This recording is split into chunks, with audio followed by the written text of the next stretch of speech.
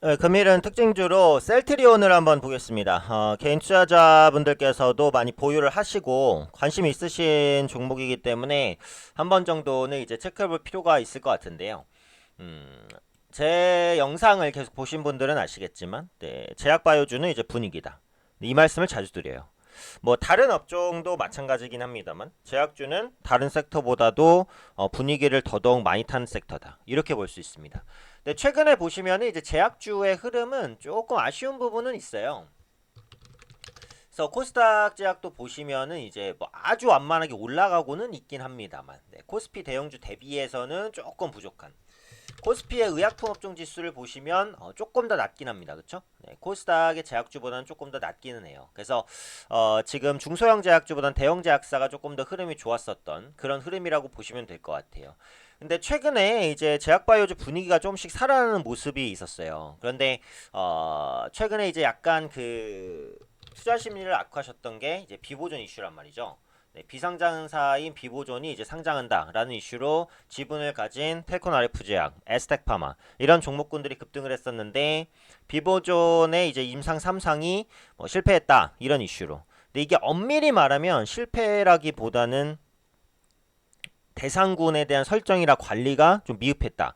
이렇게 보는 게 조금 더 맞을 것 같긴 한데 어쨌든 언론에서는 이제 실패로 표현을 하니까요. 이 부분에 대해서 조금 더 궁금하신 분들은 제가 전에 올려드렸던 텔콘 알프 제약을 보시면 되는데 비보존 임상 실패 쇼크로 어쨌든 제약바이오주 분위기가 좀 악화가 된 거는 사실이에요. 그런데 이게 다음 달에 보시면은 JP모건 헬스케어 컨퍼런스가 예정이 돼 있단 말이에요.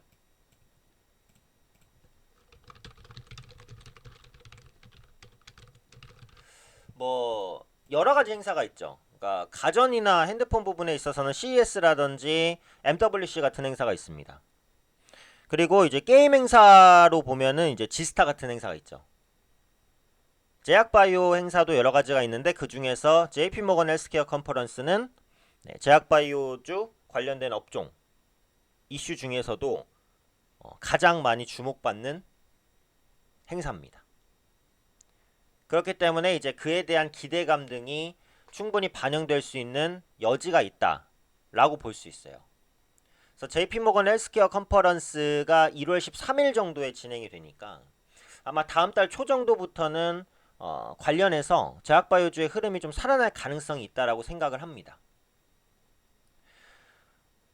관련해서 보시면은 이 셀트리온 같은 경우에도 이 램시마 SC에 대한 부분, SC에 대한 부분의 그 유럽 시장 진출 전략과 북미 시장 바이오시밀러 확대 전략 이런 것들이 발표될 예정이에요. 어디서? JP모건 헬스케어 컨퍼런스에서요. 그렇기 때문에 이 JP모건 헬스케어 컨퍼런스에 참여하는 기업들이 주목받을 가능성이 있다.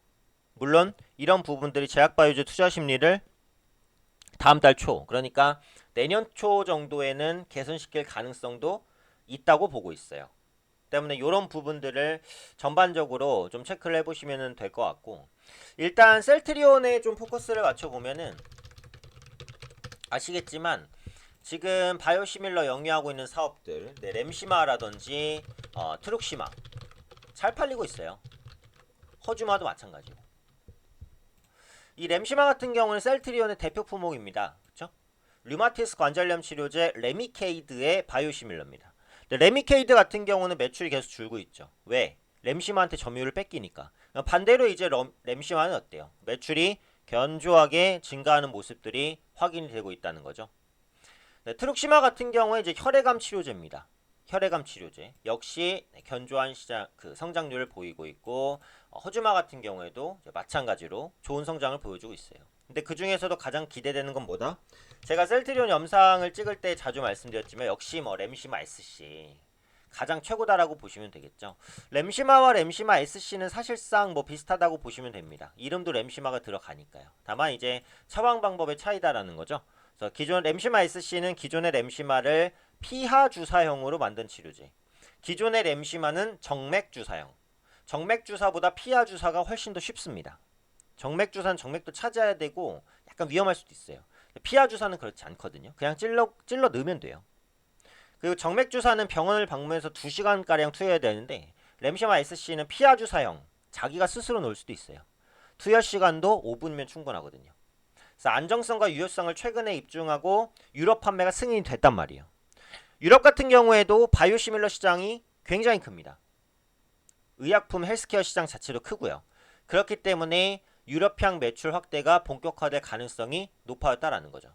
지금 기술적으로 보시면 셀트리온은 저점을 찍고 완만하게 올라가는 흐름, 5일선을 안정적으로 타고 있습니다. 수급도 보시면 기관 외국인 요즘 들어서 어때요? 둘 다 매수 기조로 돌아선 모습이에요. 그렇죠? 수급도 받쳐주는 모습입니다. 물론 그래서 이것도 제약바이오주이기도 하지만 또 대형주잖아요. 그래서 시장에 대한 영향을 또 아예 안 받을 수는 없어요. 현 시점에서 시장이 저항 구간에 있는 것은 사실이기 때문에 여기서 시장이 흔들리면은 조금 약세로 갈 가능성도 없지는 않습니다.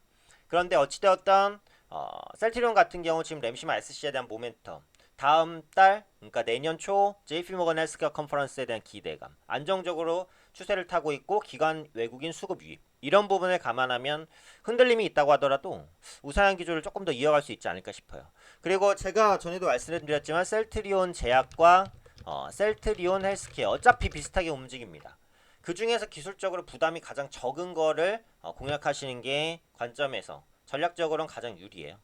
그렇기 때문에 이런 부분들까지 감안을 하셔서 좀 매매에 임하시면 좋을 것 같습니다.